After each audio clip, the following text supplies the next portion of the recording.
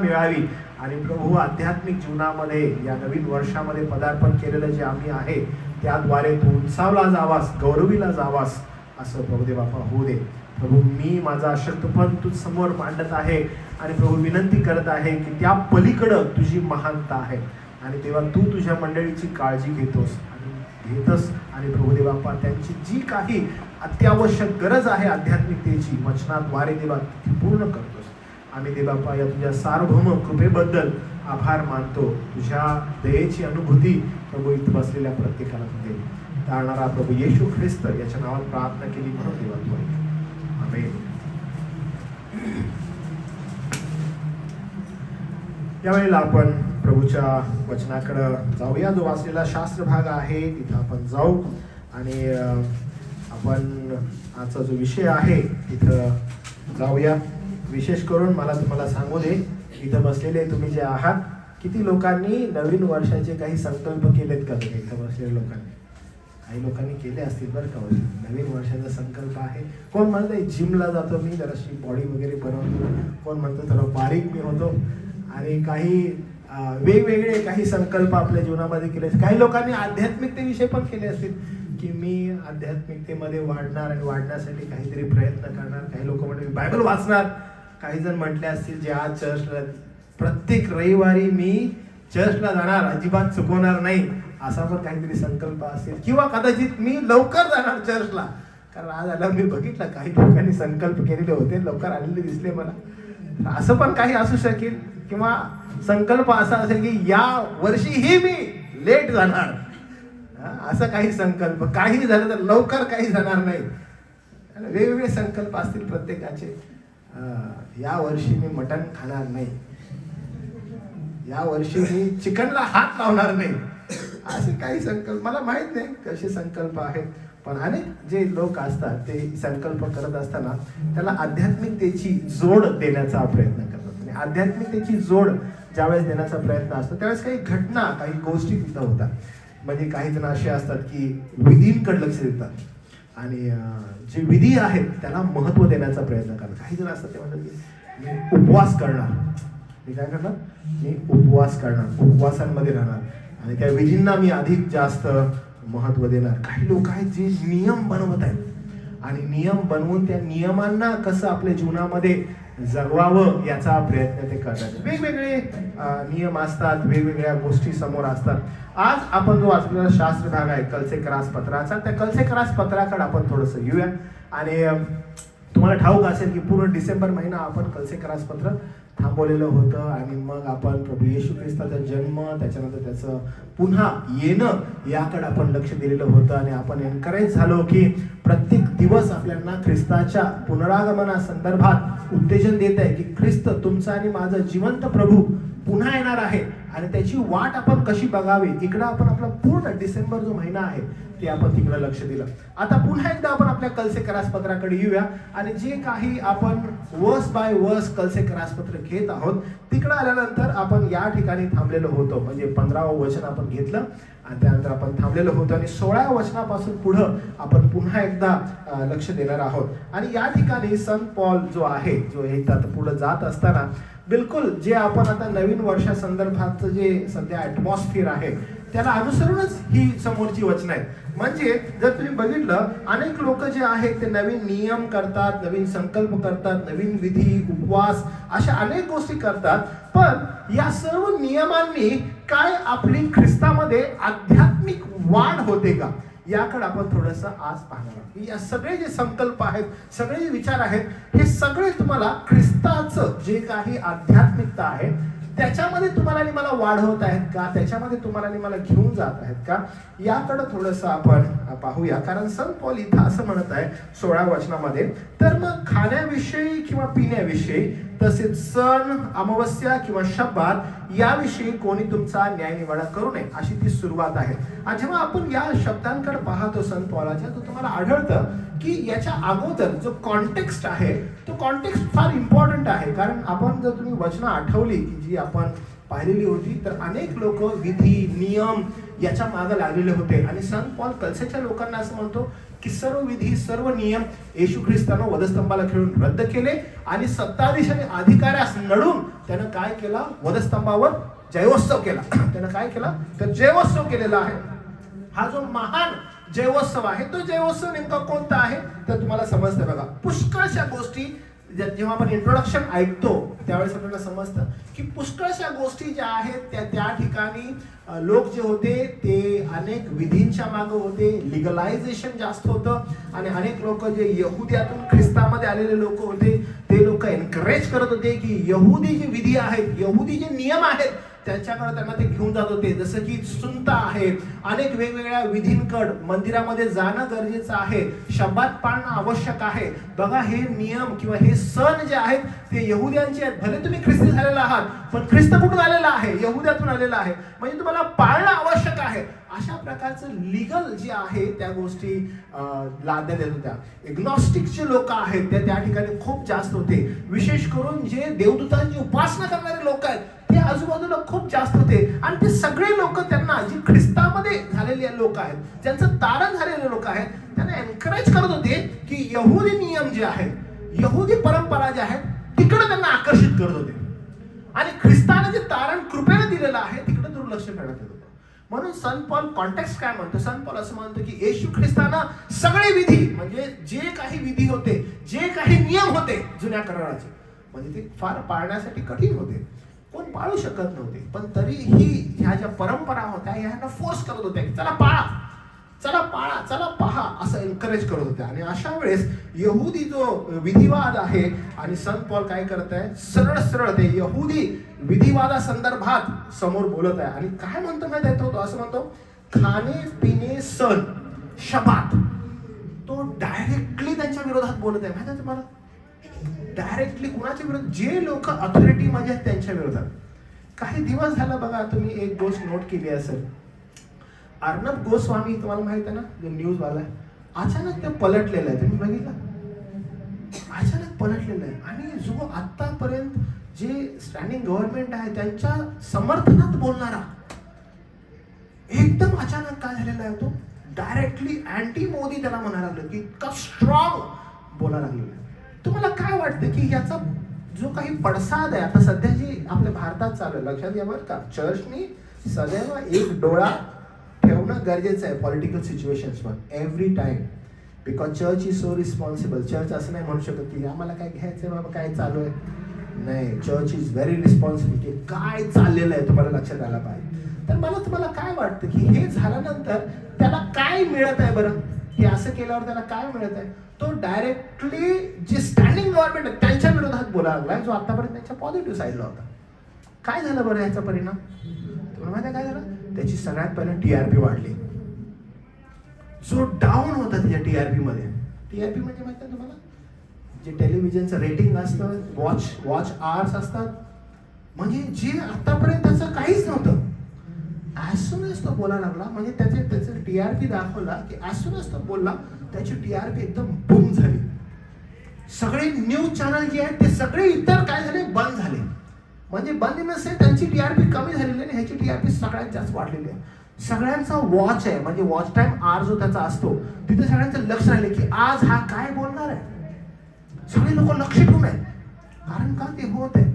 लक्षात घ्या की ज्यावेळेस स्टँडिंग गव्हर्नमेंट आहे आणि स्टँडिंग गव्हर्नमेंटच्या लिगल असणाऱ्या गोष्टींमध्ये जर कोण बोलू लागतं ते सगळ्यांचे कान उभे राहतात, लोक तिकडे लक्ष देऊ लागतात. आणि हीच गोष्ट आता ह्याच्याबरोबर झाली. पण आपण ज्यावेळेस पॉलाकडे बघतो तो सगळ्यात पहिल्यापासून हे करायला लागलाय. त्याचा कॉल तो पहिल्यापासून हे करतो. काय करतोय? जे कोणी स्टँडिंग आहेत आणि जे कोणी लिगलाइज आहेत, जे कोणी ऑथॉरिटीमध्ये आहेत, तो डायरेक्टली त्या ऑथॉरिटीच्या विरोधात बोलत आहे. आणि त्यांना तो म्हणत आहे, काय बोलत आहे की हे लोकांना माझं ऐका, तुम्ही तुमच्या जे काही जीवनात घडत आहे, खाण्याविषयी, पिण्याविषयी, सण आहे, शबात आहे, कोणीही तुमचा न्याय निवाडा करू नये. डायरेक्टली त्या लोकांना म्हणत आहे. का म्हणत आहे? कारण तो म्हणतो हे का घडलेलं आहे? तुमचा आणि माझा तारणारा प्रभू येशू ख्रिस्त यानं हे सगळे विधी, सगळे नियम वधस्तंभाला खिळून रद्द केलेले आहेत. आणि ते लोक परत तुम्हाला हे विधींसंदर्भात न्याय निवाडा करायला सांगतात. ऍब्सोल्युटली रॉंग आहे. तुम्हाला स्टार्टिंगला म्हटलं, आपण अनेक संकल्प करतो पण काय ते संकल्प तुम्हाला आणि मला ख्रिस्ताकडे दिशानिर्देश करतात का? काय तुम्हाला आणि मला आपली आध्यात्मिक वाढ करतात का? आपण सदैव हा विचार केला पाहिजे की माझे संकल्प किंवा जी काही गोष्टी मी करत आहे त्या गोष्टींद्वारे देवा संदर्भात माझे असणारे जे नातेसंबंध आहेत ते दृढ होत आहेत का? तर पहा तो काय म्हणत आहे, हे फार महत्वपूर्ण आहे. तो असं म्हणतो की कोणीही न्यायनिवाडा करू नये, आणि त्याला तो डिनाय करत असताना एक गोष्ट मात्र पुढे आणत आहे. ती गोष्ट काय बघा, तो म्हणतो या बाबी भावी गोष्टीचे प्रतिबिंब आहे. प्रतिबिंब म्हणजे काय बरं, तर छाया. छाया म्हणजे काय, तर सावली. तो म्हणतो भावी गोष्टींचं प्रतिबिंब आहे, आणि हे फार महत्वपूर्ण आहे. तो म्हणतो विधी आणि नियम जे होते त्या होणाऱ्या गोष्टीचं प्रतिबिंब होते, छाया होते. म्हणजे ज्या होणाऱ्या गोष्टी होत्या त्याची छाया आहे. म्हणजे तुम्ही विधींकडे पहा, नियमांकडे पहा, आणि त्याच्याकडे पाहून काय म्हणा की अरे ही जी अर्पण आहेत, अरे हे जे सण आहेत, अरे हे जो शब्बात आहे, हा कुठेतरी दिशा निर्देश करत आहे. ही कसली तरी छाया आहे, आणि छाया जी असते ती छाया तात्पुरती असते. छाया कशी आहे, तात्पुरती आहे, आणि जे वास्तव असतं ते वेगळं असतं. भावी गोष्टींची छाया आहे जी काय आहे, तात्पुरती आहे. आता उदाहरणामध्ये मी तुम्हाला सांगतो की एखादा फार प्रिय व्यक्ती आहे, ओके, तुम्हाला तो व्यक्ती खूप आवडतो असं आपण म्हणू. तुम्हाला कसं समजेल मी तुम्हाला समजावून सांगण्याचा प्रयत्न करतो बरं का.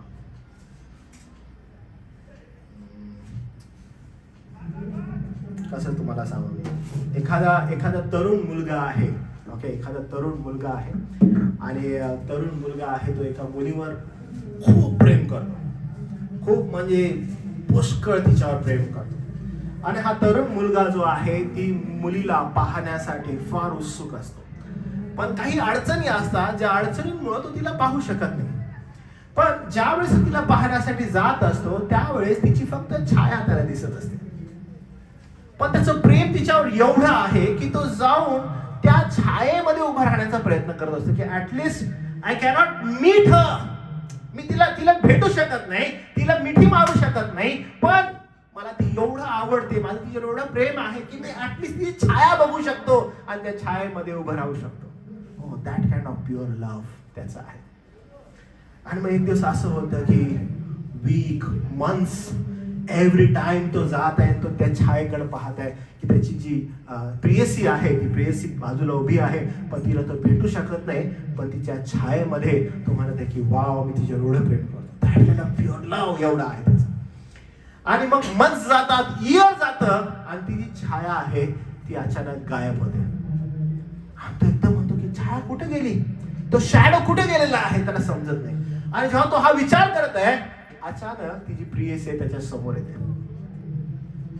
तुम्हाला काय वाटतं की तो काय करेल? तो तिला असं म्हणेल, बाई ग, तू समोर यायला नको होतीस, तू पुन्हा छायेत जा, तिकडे जा, तुझी छाया मला आवडते. नाही, ऍज सून ऍज तो तिला पाहिल तो म्हणेल, इतके वर्ष झालं मी याची वाट बघतोय, मंथ्स झाले, वीक झाले, मंथ्स झाले, इयर झाले, मी तुझी त्याची वाट बघतोय. आज ती अचानक माझ्यासमोर आलेली आहे, तो तिला पट करून मिठी मारेल. का तो तिला असं म्हणेल, नाही मला त्या छायेत आनंद आहे, पुन्हा तिकडच जा? बिलकुल नाही. जेव्हा वास्तवामध्ये ती त्याच्या समोर येते त्यावेळेस तो जाऊन तिला मिठीत घेतो.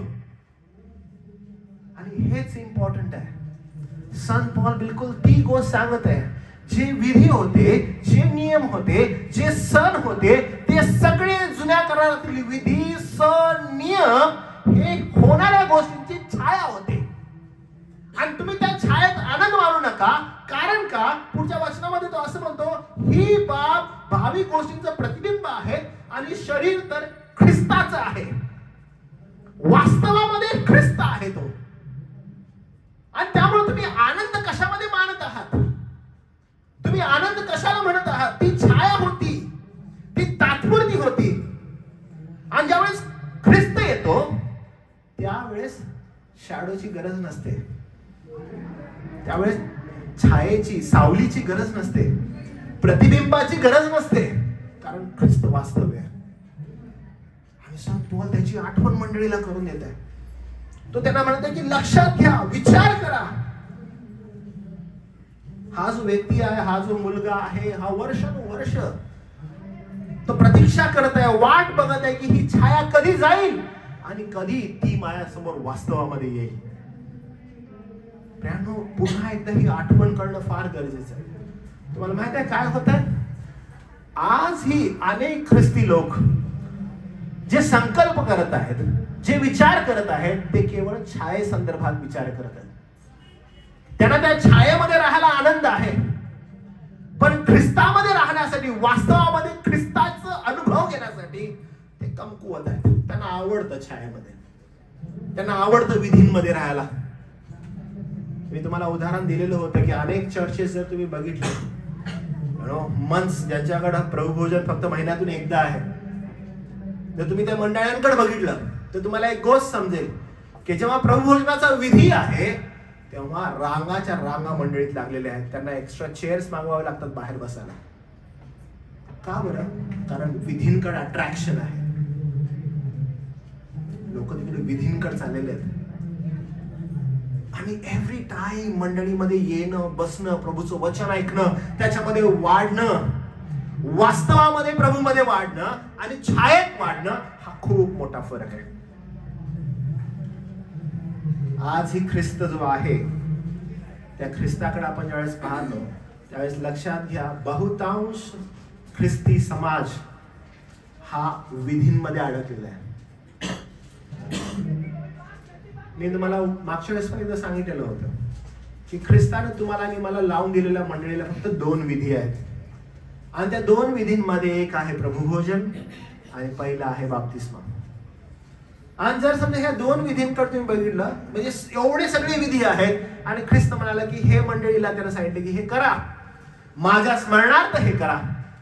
आणि ज्यावेळेस त्या गोष्टींकडे आलो, त्या विधींकडे आलो, त्या विधींनाच या लोकांनी असं काही मोठं केलं, त्या विधीची चिरफाड केली आणि त्या विधी अशा रीतीने लोकांवर लादण्यात आल्या की किती पवित्रता त्या विधींमध्ये हे दर्शवण्यात आलं. ख्रिस्ताला ते कधी न, प्रत्येक विधी हा ख्रिस्ताकडे दिशा निर्देश करतो. पण त्या विधींना एवढं मोठं करण्यात आलं, त्या विधींना एवढा फोकस करण्यात आला की मूळ संदेश जो वास्तव आहे त्यालाच विसरले लोक, त्यालाच विसरले. त्या पर्टिक्युलर विधीमध्ये अमुक अमुक गोष्ट होणं आवश्यक आहे. त्यांना बरं वाटू लागलं.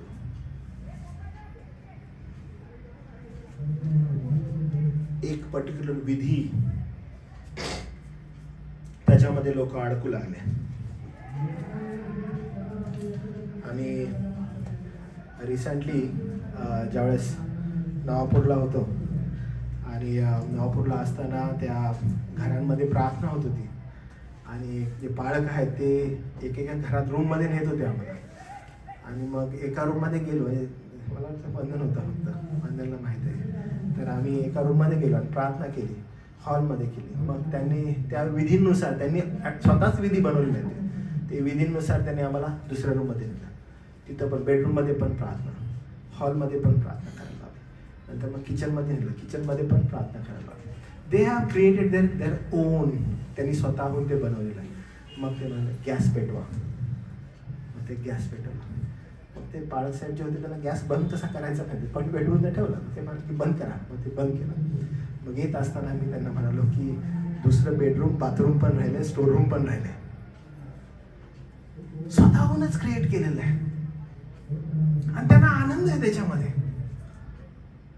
बरं वाटत आहे काहीतरी करणं, वेगळं वेगळं काहीतरी करणं. कोण हात प्रार्थना करा भिंतीला, दे हॅव क्रिएटेड देमसेल्फ.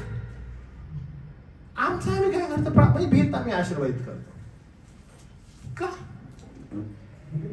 कशाबद्दल? म्हणजे काही आता गृहामध्ये प्रवेश करायचा विधी, त्याला एक वेगळा विधी केला. विवाहाचा विधी एकदम वेगळा झाला. हे पाळक साहेबांचा विधी पवित्र असतो बरं का. विवाहाचा, ह्यांचा विवाह केला तुटत नाही, सगळे तिकडे आकर्षित होतात. ते पाळक साहेब बिलकुल त्या स्त्रीला, जी वधू आहे तिला असं आणतात, असं बसवतात ना तिला मस्त. आणि लक्षात घ्या, हे जर केलं ना मग विवाहामध्ये आनंद आहे. They have decided themselves.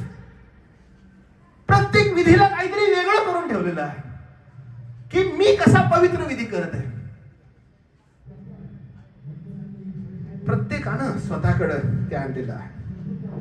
कोण एकदा म्हणतं, बाबा तू प्रार्थना कशी करतोस? मी प्रार्थना उभं राहून करतो. नाही, गुडघ्यावर बसून केलेली प्रार्थना तुला फार इम्पॉर्टंट. मग त्यासाठी काय? त्यासाठी ना आपण शास्त्रात जातो आणि शास्त्रातल्या काही गोष्टी काढून तिथं लिहिलेलं आहे बघा, गुडघ्यावरची प्रार्थना चांगली असेल. नो डाऊट, तुम्ही नील डाऊन व्हा, प्रार्थना करा, गुडघ्यावर जा, उभं राहा. What is important exactly? Your heart. तुमचं हृदय इम्पॉर्टंट आहे, फार महत्वपूर्ण आहे. तुम्ही नातेसंबंध कसे प्रभूसाठी प्रस्थापित करता आणि कसे प्रस्थापिलेले आहेत तुम्ही नातेसंबंध तुमच्या प्रभू बरोबर? काय तुमचं हार्ट ख्रिस्ताबरोबर आहे का? लक्षात घ्या, विधी आणि विधींद्वारे तुमची ख्रिस्ती ही ओळख कधी नसावी बरं का. बिलकुल नाही. तुमची ओळख जर कशी असावी तर ती केवळ ख्रिस्ताद्वारे असावी.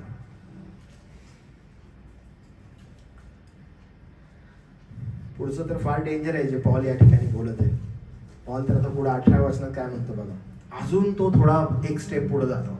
म्हणजे आता इथंपर्यंतच नाही विधींकडे अडकला, आता तो जरासं अजून वेगळ्या रीतीनं पुढे जात आहे, जे कदाचित आजच्या युगामध्ये खूप मोठ्या प्रमाणात चालू आहे. जे स्वतःला ख्रिस्ती म्हणू इच्छितात, जे स्वतःला ख्रिस्ती म्हणवत आहेत, त्यांच्याविषयी पॉल या ठिकाणी म्हणतोय. काही लोक आहेत जे कदाचित म्हणतात की आम्ही असे नाही आहोत, पण बहुतांश गोष्टी पॉल जे या ठिकाणी बोलत आहे आज सुप्तपणे काही लोक ह्या गोष्टी काय करत आहेत, अवलंबत आहेत, पाळत आहेत आणि म्हणत आहेत की आम्ही ख्रिस्ताचे आहोत.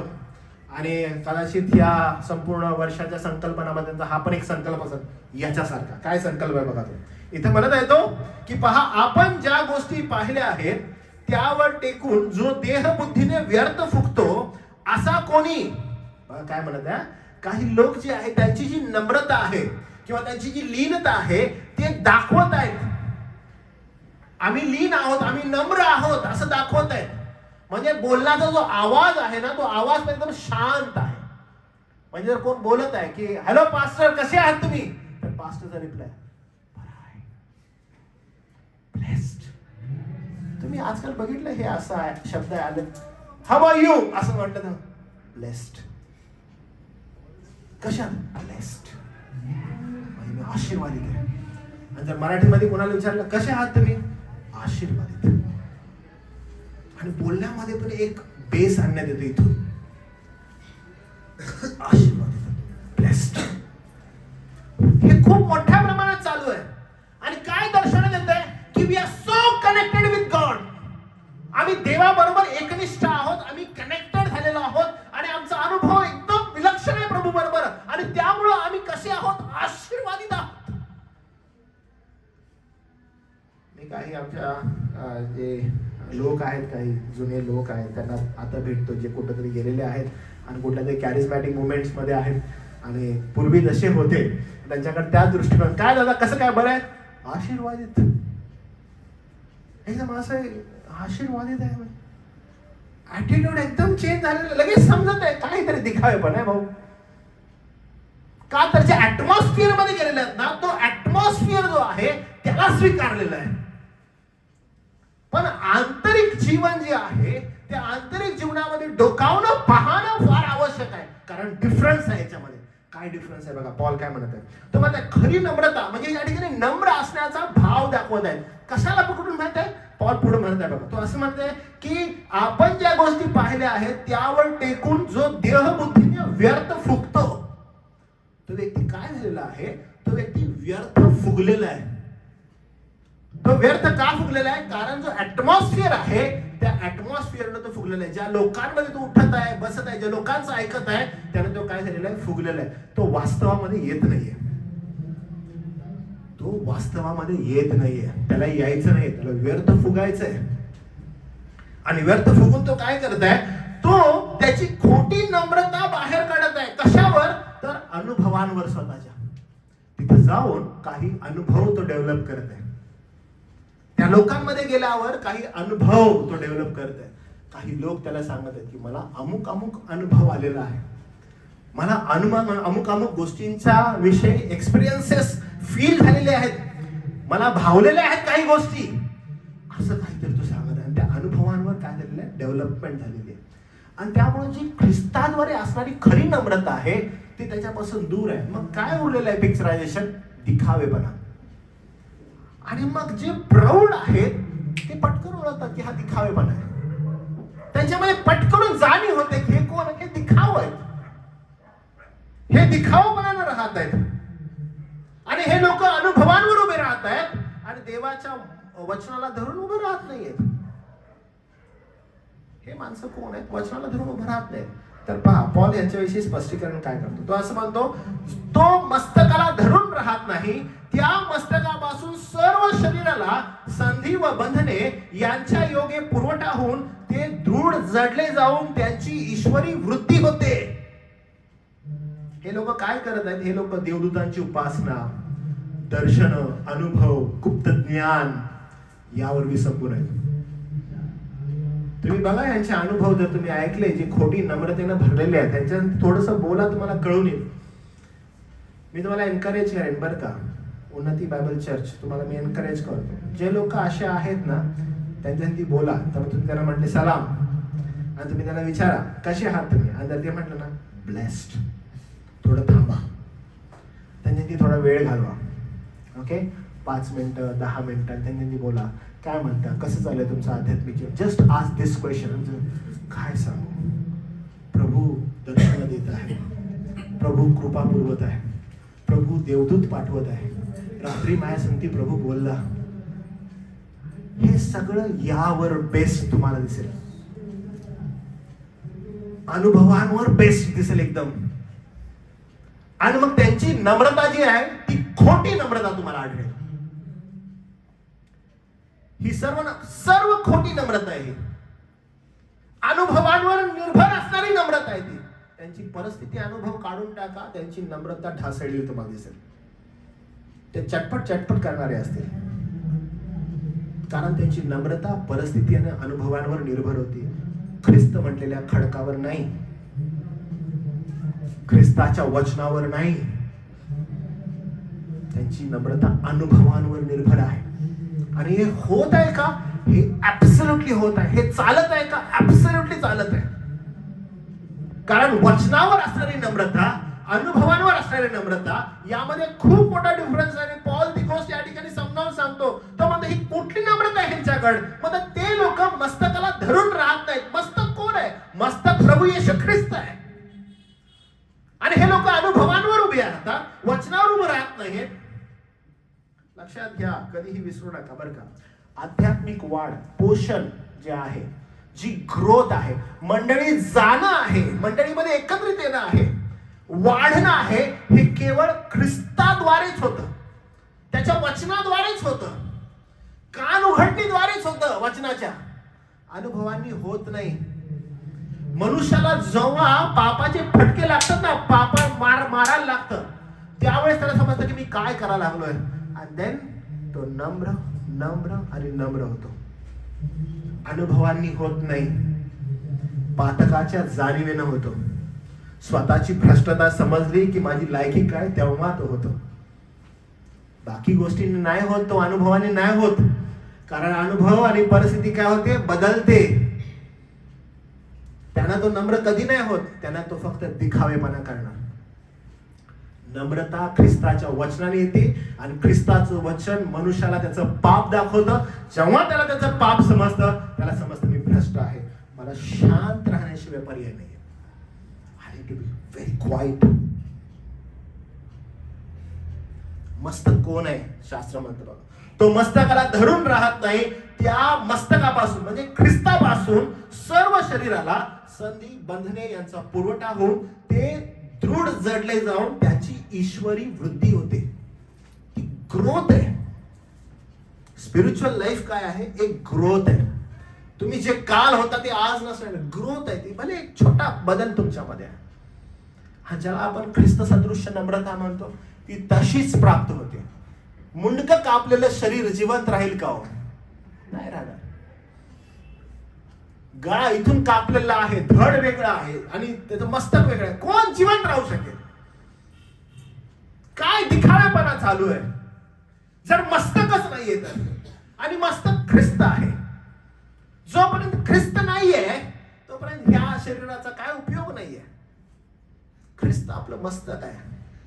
तो मस्तकाला धरून राहतो. गौरवी मुखमंडित असणारा ख्रिस्त आहे. तो सर्वस्व आहे. म्हणून ख्रिस्ताशिवाय आध्यात्मिकता आहे का? बिलकुल नाही. मग जे लोक म्हणतात ना आध्यात्मिकता वाढवतात, नम्रता परिस्थितीवर अनुभवावर निर्भर आहे, ते म्हणतात की मला दर्शन झालं, मला विशेष प्रगटीकरण मिळालं, मी एका वेगळ्याच पातळीवर आहे आध्यात्मिकतेच्या. लक्षात घ्या, हे नाही, अशक्य आहे. याद्वारे ख्रिस्ती आध्यात्मिकता वाढत नाहीये. तुमचे अनुभव वाढत आहेत. आणि मी तुम्हाला स्पष्ट शब्दात सांगेन, XYZ तो व्यक्ती आध्यात्मिकतेच्या धोकादायक पातळीवर आहे. आणि ही धोकादायक पातळी कधीही त्याला नेस्तनाबूत करू शकते. काही फार भयंकर उदाहरणं माझ्या समोर आहेत,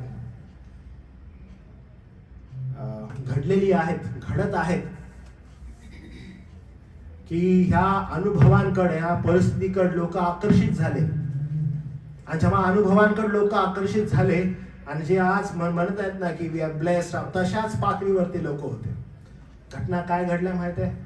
की त्यांनी आपलं घरदार विकलं. मला आठवते, एक बेंगलोरची फॅमिली होती आणि त्यांनी आपलं घरदार विकलं या गोष्टींच्या मागे. Everything they sold. का तर अनुभव, विधी, परंपरा, स्वप्न, देवदूत, जे पॉल कलसेकराच्या लोकांना सांगत आहे तेच खेचून ताणून आणलेलं आहे, तेच बसवलेलं आहे. आणि मनुष्याला जसं हवं आहे त्या दृष्टिकोनातून शिक्षण प्रोव्हाइड करण्यात आलेलं आहे.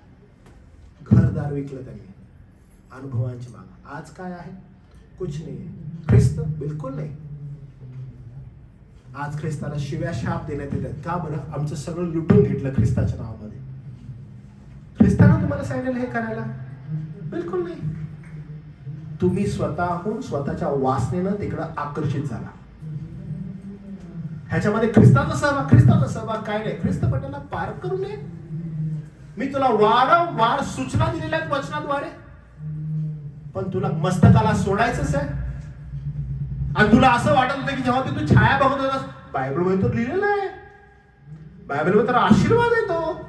तो नाही का अब्राहमाला दिला, तो नाही का इसाकाला दिला, तो म्हणाला नाही का बाबा तू अमुक अमुक केलं तर तुला मिळेल.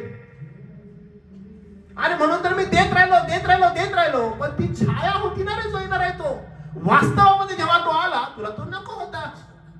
कारण तो सरळ म्हणाला की मी तुला काही देऊ नाही शकत.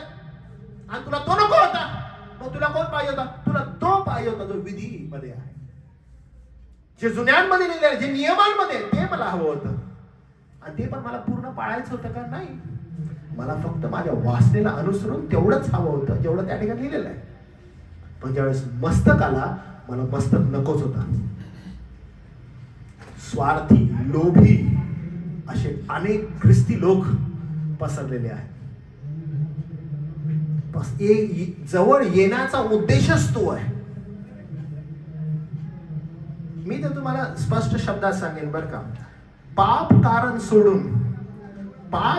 सोडून कोणीही ख्रिस्ताकडे येतो. कोणीही स्वतःच पाप पश्चाताप सोडून कोणीही ख्रिस्ताकडे येतो. मग तो भले मी ख्रिस्ताकडे आल्यावर मला शांती मिळेल असा म्हणून पण जो येतो तो खोटा आहे. त्याला पाचारण नाहीये. माझं पाप मी ख्रिस्ताकडे देत आहे कारण तो माझ्या पातकांसाठी ह्या जगामध्ये आला. हे कारण सोडून दुसरं कोणतंही कारण आहे ते सगळं स्वार्थी, आपल्या मनासाठी, आपल्या स्वार्थासाठी तुम्ही ख्रिस्ताकडे येता. ते रॉंग आहे, ते चुकीचं आहे. कारण तो स्वार्थ आहे. जर कोण असं म्हणत नाही मी पैशासाठी नाही आलो, नाही मी धनसंपत्तीसाठी, नाही मी आरोग्यासाठी नाही आलो, मी कशासाठी, मी शांतीसाठी आलो. रॉंग आहे तुम्ही. There is only one reason. ख्रिस्त येण्याचं एकमेव कारण ते म्हणजे मनुष्याचं पाप. त्याला सोडून जर कोण येत आहे तर लक्षात घेतो खोटा आहे. कारण ख्रिस्त पापाचं तारण होण्यासाठी आला. हा, त्याच्यानंतर तुम्हाला शांती मिळेल का? हो, प्रभूची कृपा आहे. पाप गेल्यानंतर तुम्हाला काय प्राप्त होईल? मला शांती प्राप्त होईल. त्यानंतर तुम्हाला आनंद प्राप्त होईल का? हो, पाप गेल्यानंतर तुम्हाला काय प्राप्त होतं ख्रिस्तानंतर? समाधान. शांती, आनंद, हे नंतर, त्याच्या नंतर हे येणार आउटकम आहे. मग आमचं लक्ष जर होणाऱ्या त्या गोष्टींकडे आहे, तर आपण फार चुकीच्या पद्धतीने ख्रिस्ताकडे पाहत आहे. Be aware. असे पुष्कळ लोक आहेत, पुष्कळ लोक फिरत आहेत, किंवा कोण लोक इतरांना, हो ह्यांचं जरा चांगलं झालं हो ख्रिस्ताकडे येऊन, आमचं पण होईल. एक फार मजेशीर गोष्ट मी आणि प्रीता नवापूरला येताना आम्ही डिस्कस करत होतो. तुम्ही जर बघितलं ना आता इथं पण तुम्हाला एक मजेशीर गोष्ट दिसेल, आणि ती गोष्ट काय सांगतो तुम्हाला, फार फनीएस्ट गोष्ट आहे बरं का ती, पण व्हेरी इम्पॉर्टंट. आता जे आपण इथं बसलेलो आहोत, मला तुम्ही सांगा आपलं चर्च चालू झाल्यापासून किती जणांची घरं झाले बरं? घरं झाले. तुम्ही जर विचार केला, बहुतांश 90% लोकांची स्वतःची घरं झाली जेव्हा आपण उन्नती चर्चमध्ये, उन्नती बायबल चर्चमध्ये. प्रीता आणि मी म्हटलो की किती भारी होईल ना आपण ना आता सेम कॅरिझमॅटिक सारखी अनाउन्समेंट चालू करायची. मुंबईमध्ये जर कुणाला घर हवं आहे त्यांनी उन्नती बायबल चर्चला या, कारण आम्हाला घरांचा आशीर्वाद आहे. तुम्हाला माहित आहे की लोकांची झुंबड लागेल. जर तुम्ही हे नोट डाऊन केलं, people can take anything and glorify it. आकर्षित करण्यासाठी they can go to any extent. हे होत आहे का? हे बिलकुल होत आहे. लोक हे करत आहेत का? हे करत आहेत. हे फार अपॉर्च्युनिटीच्या शोधामध्ये आहेत लोक, बहकवत आहेत लोक. आणि ही परिस्थिती चालू आहे का? ही परिस्थिती चालू आहे. हे डेंजरस आहे, मला तुम्हाला सांगू दे. हे खूप वाढत आहे. जसं मी तुम्हाला मागच्या वेळेस एकदा उदाहरण दिलेलं. एक आंटी आली आणि आंटी म्हटली की माझ्यासाठी जरा प्रार्थना करा, आणि तिच्यासाठी प्रार्थना केली. आणि मी तिला पटकन म्हटलं त्या मीटिंगमध्ये, म्हटलं जर माझ्या ठिकाणी अन्य कोणी आहे आणि तो म्हणाला की आंटी तुम्ही येण्या अगोदर प्रभूने मला स्वप्नात दाखवलं तुम्ही येणार आहात, ब्लू साडी घातलेली एक आंटी माझ्याकडे येणार आहे, मला प्रार्थना करणार आहे, आणि आंटी लक्षात घ्या प्रभू तुम्हाला कृपा पुरवेल. तुम्ही येण्या अगोदर मला स्वप्नात देवाला दाखवलं नव्हतं तुम्ही येणार आहे. तिथं चेकमेट आहे. तिथं ती म्हणाल हाय, देवानं देवाच्या माणसाला दाखवलं मी किती महत्वपूर्ण आहे. ती बाहेर जाऊन 10 बायकांना सांगितलं. 10 बायका आपल्याकडे दिली. आपल्या चर्चची संख्या जर वाढवायची आहे ना, मीच मला सांगू की मला 1 किंवा 2 आठवडे खूप झाले. We can do marvellous. पण हा कसा आहे, हा खोटारडेपणा आहे. शास्त्राला धरून नाहीये हे खोट आहे. लोकांना अनुभवांद्वारे आकर्षित करणं खोट आहे. There is only one way, sin. मनुष्याला आपलं पाप समजू दे, पाप कळू दे, आणि ते एकमेव कारण आहे. ख्रिस्त त्यासाठी आलेला आहे, अन्य गोष्टींसाठी नाही. उपाशी मेलं तरी चालेल,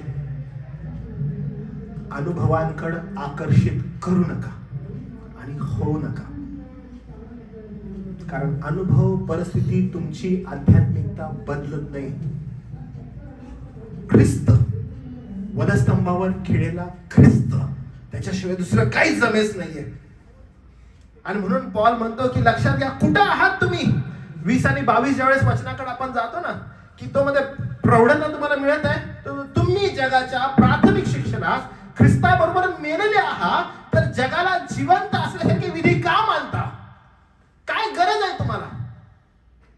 पुन्हा त्या विधींकडे का चाललेला? लोक तुम्हाला तिकडे आकर्षित करतात. तुम्ही का जात आहात? आणि ख्रिस्ताबरोबर आपण पापाला मेलेलो आहे, व्यवस्थेला मेलेलो आहे, जगाच्या प्रणालीला मेलेलो आहे, प्राथमिक शिक्षणाला मेलेलो आहे. तो म्हणजे कारण एकच आहे, प्रभू येशू ख्रिस्त पाप्याच्या तारणासाठी आलेला आहे. मग ते जर आहे तर पुन्हा त्या गोष्टींकडे का जात आहात? का विधी मानत आहे? का सण पाळत आहे? त्याला महत्व का दरकलंय? दूतांच्या दर्शनाला, स्व अनुभवांना, अरे काय गरज आहे तुम्हाला?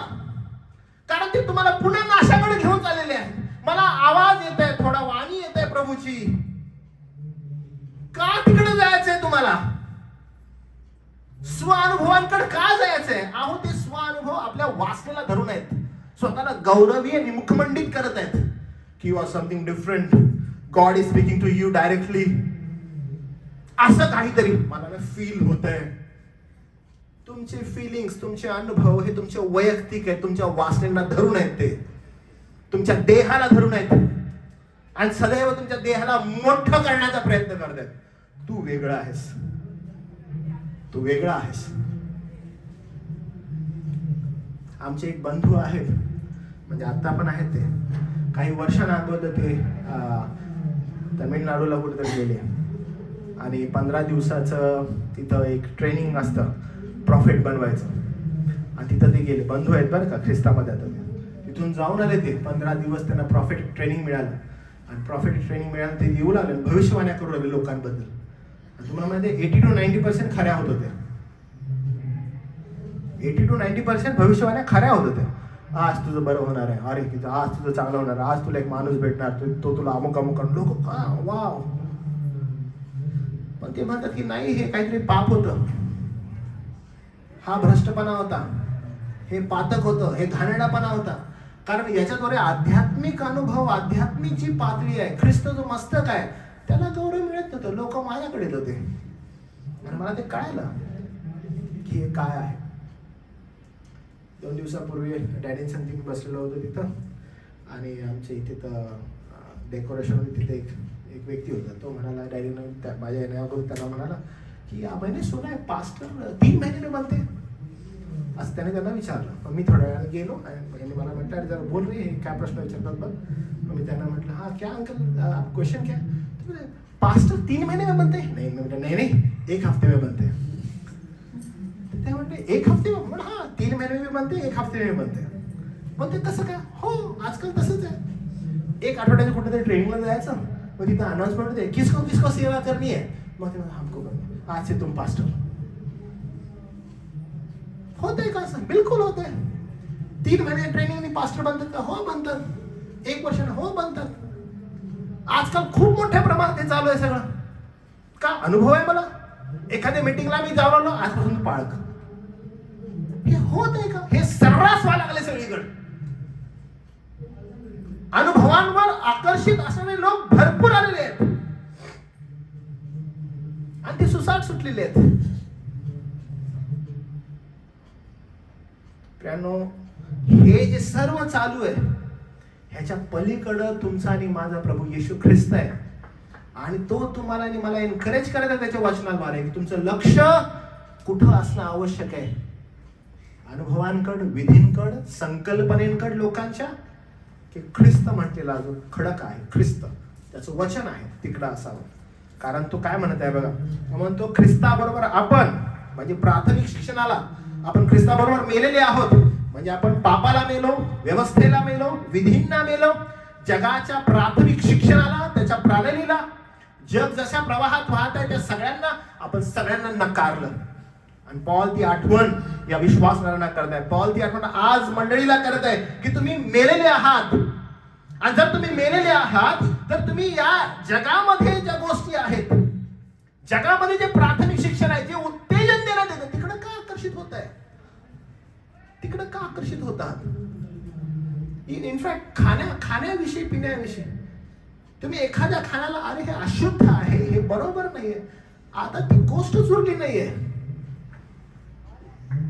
पण एक मात्र गोष्ट नक्की आहे बरं का. एखाद्या ठिकाणी मी गेलो आणि त्या ठिकाणी जर काही लोक आहेत आणि ज्यांना मटण खाणं तर समजा असं वाटतं की नाही ते बरोबर नाही, आम्ही नाही खाऊ शकत, तर मी त्यांच्यामधून एक काम करा, मटण मागवा. तिथं कोण आहे, मला मटण खायचं आहे, तुम्ही ना मला खायचंय. That is absolutely wrong. ते साफ चुकीचं आहे.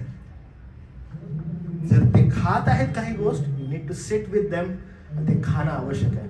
त्यांच्या जेवणाला तुम्ही नावं ठेवणं हे साफ चुकीचं आहे. काय पाला पातोळा खायला, किंवा एखाद्या ठिकाणी नुसतं नॉनव्हेज का, तुम्ही गेला त्या ठिकाणी नॉनव्हेज खाता, तुम्ही म्हणा तुम्ही नॉर्थ ईस्टला गेले कुठेतरी आणि तुम्ही किती घाण खाते तुम्ही, तोंड घाण करताय तुम्ही. That is your food. त्यांचं जेवण आहे, ते जेवा लागले. तुम्ही फक्त खात नाही म्हणून तुम्ही नको असं नाही करू शकत तुम्ही. फार आवश्यक आहे. तुम्ही एखाद्याचा न्याय खाण्या आणि पिण्याविषयी नाही करू शकत, बिलकुल नाही करू शकत. त्यामुळे विधी आहेत किंवा अन्य काही गोष्टी आहेत त्या संदर्भात नाही. उपभोग घेणाऱ्या गोष्टी ज्या आहेत त्या नष्ट होणाऱ्या आहेत, ज्या नष्ट होणाऱ्या आहेत, त्याला पकडून एखाद्याची आध्यात्मिकता जज आपण करू शकतो? बिलकुल नाही, बिलकुल नाही. आणि म्हणून पॉल एकदम स्ट्रिक्टली त्यांना सांगत आहे की या विधींच्या, ह्या जगामध्ये ज्या विधी आहेत त्याच्या स्वाधीन होऊ नका. मी तुम्हाला एक स्पष्टपणे एक गोष्ट सांगतो. ओके, काही स्त्रिया असतात ज्यांना पिरियड्स येतात आणि मग जेव्हा प्रभुभोजन असतं तेव्हा ना त्या स्त्रियांना मज्जाव करण्यात येतो प्रभुभोजन घेण्यासाठी. That is also absolutely wrong. तुम्हाला माहिती आहे कुठून शिक्षण आलं? हिंदुइझम मधून आलं. काय शिक्षण आहे ते की जेव्हा एखाद्या स्त्रीला मासिक पाळी होते त्यावेळेस तिला काय करण्यात, 5 दिवस बाहेर ठेवण्यात, बाजूला ठेवण्यात, तिची प्लेट पण लांबून ठेव. बाई तू लांब राहा, तू लांबून कर. आणि तीच गोष्ट मंडळीमध्ये आणली लोकांनी. किती चुकीचं आहे की कुठला तरी विधी मी ठरवलेला आहे, मी आणलेला आहे, हा मंडळीत बसवलेला आहे. तुम्ही प्रभूच्या शिक्षणापासून, प्रभूच्या संगतीपासून, त्या अद्भुत अशा ख्रिस्ताच्या वधस्तंभावर दिलेल्या अर्पणापासून, त्याच्या प्रतिकृतीपासून तुम्ही लांब ठेवताय. कसं शक्य आहे? का तर आम्हाला असं वाटत आहे आम्ही हा विधी आणलेला आहे. हे फार चुकीचं आहे. हे घडत आहे का? हे घडत आहे, अनेक मंडळांमध्ये घडत आहे. असं चालू आहे का? ऍब्सोल्युटली चालू आहे. आपल्याला फार शार्प राहणं गरजेचं आहे या संदर्भात. मंडळीमध्ये हे होत आहे. आणि म्हणून हे जे शिक्षण आहे सगळं, उपभोग नष्ट होणाऱ्या वस्तू, हाती धरू नको, चखू नको, स्पर्श करू नको, हे असे जे मनुष्याच्या आज्ञेचे शिक्षणाचे विधी आहेत ते का मानता? हे सगळं मनुष्याने निर्मित केलेलं आहे. कारण ख्रिस्ताला तर वधस्तंभापासून रद्द केलेलं आहे. सगळे विधी, सगळे नियम तिकडे रद्द झालेले आहेत. का हे करत आहात? शास्त्र म्हणतं मानवी जे काही नियम आहेत, मानवी जे काही विधी आहेत, जे मनुष्याने निर्मित केलेले आहेत, हे तुमच्या आत्म्याला उत्तेजना देणारे नाहीत बरं का. हे तुमच्या देहाला उत्तेजना देणार आहेत, देहाला तुमच्या शांत करणार आहेत. आत्ता बरं वाटलं. आमच्या पाळक साहेबांनी जेव्हा हात वर करून प्रार्थना केली ना, आत्ता बरं वाटलं. हातातून आत्ता आशीर्वाद आला, नाहीतर खाली होता, आशीर्वादच येत नव्हता. आत्ता बरं झालं बरं का हात वर केल्यावर जरा. They have created themselves. मस्त वाटायला लागलं आता, शांत. मनुष्यानं स्वतःहून ते केलेलं आहे.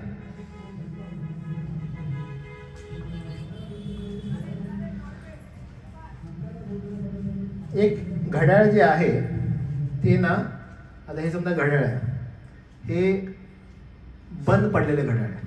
आणि मी हे बंद पडलेलं घड्याळ, टाइम किती झाला? 1:15 वाजला. मी टाइम सेट केलं 1:15. बंद पडलेलं घड्याळ आहे. तुम्हाला असं वाटतं ते 1:15च्या पुढे जाईल? नाही, ते बंद पडलेलं आहे. ते अनेक जण असेच आहेत, उगीच सेट करण्याचा प्रयत्न करतात, पण ते वर्कआउट होणारच नाहीये. तुमच्या आध्यात्मिक जीवनासंदर्भात ते चालणारच नाहीये. बट स्टील आम्हाला ते करायचं आहे. अनेक लोक त्याच मागे लागलेले आहेत की मानवी नियम जे आहेत, आम्हाला वाटतं की मानवी नियमांनी आमच्या आत्म्यामध्ये बदल होईल, आम्ही बदलले जाऊ आणि एकदम पवित्रतेने राहू, नम्रतेने राहू, हॅलो ब्रदर सिस्टर असं करत राहू. केवळ आम्हाला असं वाटत आहे, पण आम्ही नाही होणार आहे. आम्ही फक्त सेट करायला लागलोय स्वतःला. आणि भडकता बंद पडला. आणि बदलावा, बदल आवश्यक आहे, हा तो नाही करायचा आहे आम्हाला. ह्या अंतकरणाचे जे बाह्य बदल आहेत ते करण्यामध्ये आमचा वेळ चाललाय, अंतकरण बदलण्यामध्ये नाही. जो काही बाह्य बदल आहे, काय करता येईल बरं या वर्षामध्ये, मला एक काम करायला लागेल, उपवास चालू करूया, बाह्य बदल आहे ते. एक काम करू, एका पायावर उभं राहून प्रार्थना करायला चालू करू, स्वतःला कष्ट देऊन, वेदना देऊन, म्हणजे देव माझी प्रार्थना ऐकेल. कधी कधी बघा, काही लोक 23व्या वचनात आपण ज्यावेळेस जातो बघा, याला स्वेच्छासेवा, दीनभाव, देहदंडन यावरून ज्ञानाचे नाव असं देण्यात येते. ते खरं आहे म्हणतात. तुम्हाला माहिती आहे काय करतात लोक? देहाला दंड देतात. तुम्हाला समजत देहाला दंड देणं म्हणजे काय? तुम्ही इस्लाममध्ये गेला तर दे जस्ट हिट देमसेल्फ, देहाला दंड देतात पापांबद्दल. ख्रिश्चनिटीमध्ये पण सेम आहे. देहाला दंड, उपवास करणार नाही, जेवणारच नाही, पाणी नाही पिणार, सुकू दे गळा. देहाला मी जेवढा दंड द्यायचा आहे तेवढा. तुम्ही देहाला का दंड देताय? ख्रिस्तानं त्या स्वतःच्या देहामध्ये सर्व दंड शोषलेला आहे आणि तुम्ही असं वाटतं की you are capable to do that. तुम्ही नाही केपेबल आहे. जे फटके मारायचे ते ख्रिस्तानं स्वतःला मारून घेतलेले आहेत. व्हाय यू आर डुईंग दॅट? तुम्ही देहदंड का करत आहात? लोकांना वाटतं उपवास केला ना आम्ही पवित्र होऊ, देहदंड दिला ना आम्ही पवित्र होऊ. असं नाही होत. हे विधी आपण निर्माण केलेले आहेत. ही यादी आपण निर्माण केलेली आहे. लोकांना वाटतं कष्ट दिल्यानं पाप जाईल, स्वतःला कष्ट दिल्यानं आमचं पाप निघेल. तसं नाही होत. ख्रिस्ताचा वधस्तंभ व्यर्थ ठरवताय तुम्ही. असं नाही होत. मी उपवास करावा ऍब्सोल्युटली जर तुम्हाला वाटत आहे, प्रभू येशू ख्रिस्त स्वतः म्हणतो उपवास केल्यानं तुम्ही काय होतं? तुमची आध्यात्मिक वाढ होते.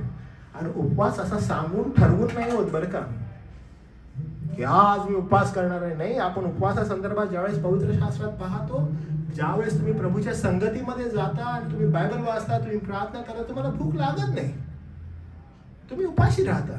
तो वेळ तुम्ही पूर्णतः प्रभूच्या वचनामध्ये देत आहात, त्याच्यामध्ये वाढत आहात. आणि हे इम्पॉर्टंट आहे की प्रभूचं शिक्षण मी घेत आहे आणि मला आता चहा नाही, मला वेळ द्याल चहामध्ये, मला वेळ द्याल कॉफीमध्ये, मला वेळ द्याल जेवणामध्ये. अरे leave it that. I want to be here in the scripture. ते फास्टिंग आहे. ते फास्टिंग आहे. And do that. ते करा तुम्ही. मी सकाळी ऑफिसला जाऊ, उपवास आहे, तुम्ही ऑफिसला जाऊ, आज उपवास काय खायला चुकी पण मिळत नाही. मी कष्ट देते स्वतःला. का बरं? हे ना काय होणार आहे? तुम्ही कष्ट करून स्वतःला कष्ट देऊन काय होणार आहे? देहामध्ये दंड तुम्ही शोषून काय करणार आहात? तुम्ही स्वतःला पवित्र ठरवतात किंवा इतरांना दाखवतात की तुम्ही पवित्र उपवास आहे. उपवास शुक्रवार शनिवार. तुम्ही जर उपवासाची लाईन बघितली, ख्रिस्ती लोकांनी शुक्रवार घेऊन टाकलाय. स्वतः डिसाईड केले शुक्रवार आमचा. का बरं? तुम्ही बघा, सोमवार एकाने घेतलाय, मंगळवार एकाच आहे, बुधवार एकाच आहे, गुरुवार एकाच आहे. शुक्रवार असा एकच दिवस होता तो कोणाचा नव्हता. ख्रिस्ती म्हणाले आमचा. शनिवार तुम्ही घ्या, रविवारी मटण खायचं आहे, त्यामुळं शुक्रवार एकच दिवस आहे तो आमचा आहे, आम्ही करणार. का? देहाला दंड देणार. कोण ठरवलं हे? आणि का ठरवलं हे? मग त्या दिवशी मी म्लानमुख होणार, तोंड पाडून बसणार. का? माझी नम्रता लोकांना दिसायला पाहिजे. तुम्ही असं नाही करू शकत. देहाला दंड देऊन तुमची पवित्रता साध्य नाही होणार आहे, कारण देहामध्ये ख्रिस्ताला दंड शोषलेला आहे. तुम्हाला खरंच वाटतं मी उपवास करावा? Read the Bible. पवित्र शास्त्राचं अध्ययन करा, त्याला वाचा, प्रार्थना करा. Do that. कंटिन्युएशन मध्ये करा. प्रभूमध्ये वाढा. तुम्हाला नाही लागणार भूक, तुम्हाला नाही लागणार तहान. सकाळी उठा लवकर, शास्त्र अध्ययन करा, काय हरकत नाही. एखादी चहा घ्या, एखादी कॉफी घ्या, वेळ घालवा त्याच्यामध्ये. मग ते 4 असू दे, ते 5 तास असू दे, यू कॅन डू दॅट. पण ते कंटिन्युएशन मध्ये करा. तुमची आध्यात्मिक वाढ होईल. स्वतःला कष्ट दिल्यानं तुम्ही पापावर विजयी होऊ नाही शकत.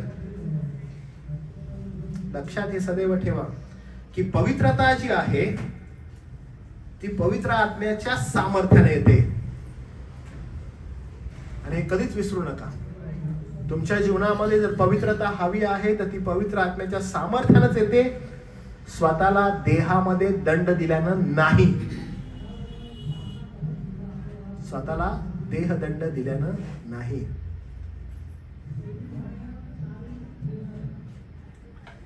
एखादं झाड आहे आणि ना त्या झाडाला तुम्हाला कापून टाकायचं.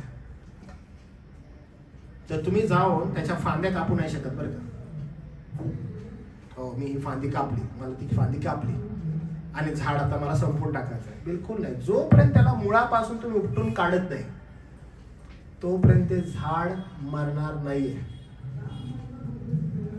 तुम्ही कदाचित केवळ आणि केवळ झाडाच्या फांद्या कापा लागलाय आणि मुळं तशीच ठेवलेली आहेत. लक्षात घ्या, ते पुन्हा उगवणार आहे. जर पापाचं मूळ हृदयात आहे, पाप जर हृदयात आहे, ते न बदलणार आहे तुमचं जीवन. तुम्ही फक्त स्वतःला कष्ट देण्याचा प्रयत्न करता. कापतो मी हे कापतो बर, ते कापतो बर. तुम्हाला असं वाटत असेल की ते संपून जाईल, नाही, ते मरणार नाहीये. पाप हृदयामध्ये मुळापासून उपटणं आवश्यक आहे. त्यामुळं 23 वचन असं म्हणतं, याला स्वेच्छासेवा, दीनभाव व देहदंड यावरून ज्ञानाचं नाव आहे. तरी देह स्वभावाच्या तृप्तीला प्रतिबंध करण्याची त्याची योग्यता नाही. कितीही देहदंड द्या, पण प्रतिबंध होऊ शकतो का? बिलकुल नाही, ते करणारच. त्यामुळं आज मंडळी 3 प्रश्न आपण स्वतःला विचारूया. पहिला प्रश्न हा आहे की मी ख्रिस्ताच्या छायेमध्ये म्हणजे सावल्यांमध्ये, विधी नियम याच्यामध्ये जगा लागलोय, की वास्तवामध्ये जो ख्रिस्त आहे त्यामध्ये मला आनंद आहे?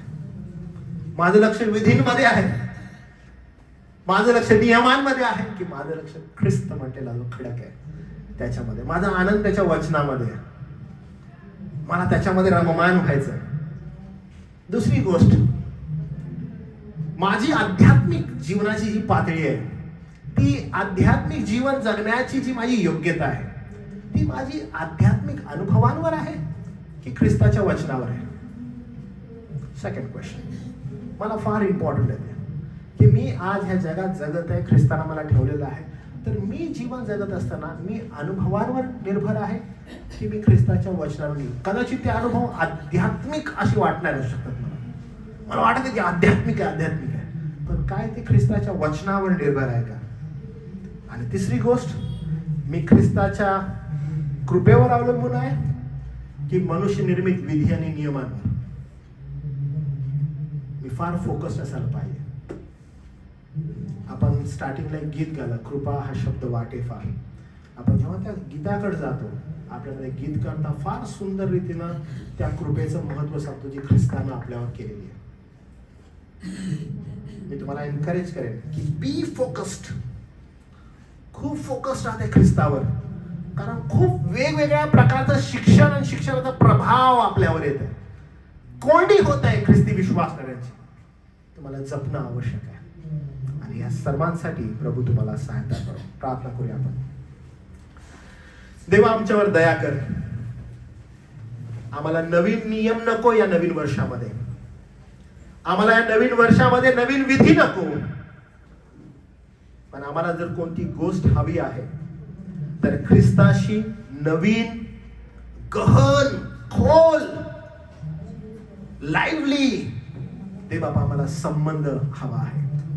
आम्हाला त्या ख्रिस्ताबरोबर संबंध प्रस्थापित करायचा जो त्याच्या वचनावर आधारित आहे.